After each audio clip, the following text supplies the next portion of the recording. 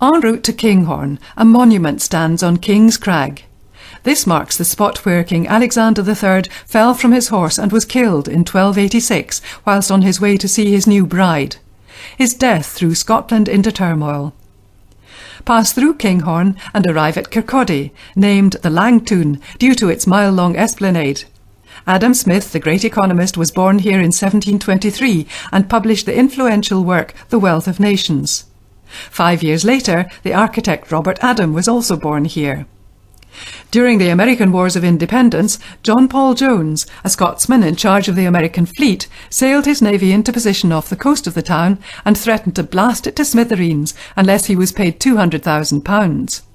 With all seemingly lost, a local minister led his congregation down to the beach to pray for a storm to force the fleet away. Even the servant of God must have been astounded, for suddenly out of nowhere a powerful wind gusted in and the ships were forced to sail off.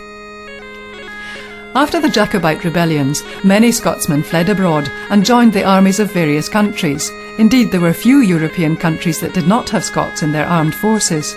A good example is the Battle of Zorndorf during the 7 Years' War, where the commanders of the Russian, Swedish and Prussian armies were all Scotsmen.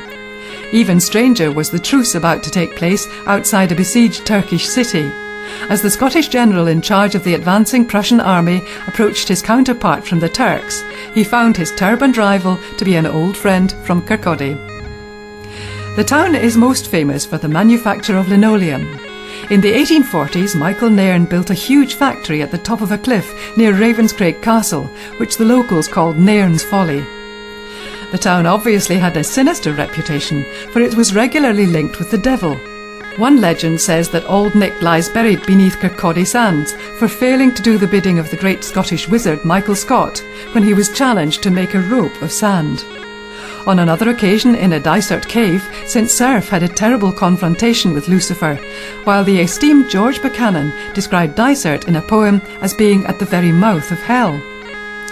Ravenscraig Castle, now in ruins, was built by James II in 1460 as a defence against the English and pirates who constantly harried the Firth of Forth. It was one of the first Scottish castles to be designed specifically for defence by and from artillery. The steps from the castle to the beach below are said to be the inspiration for John Buchan's 39 Steps, as the Perth lad holidayed here with his sister.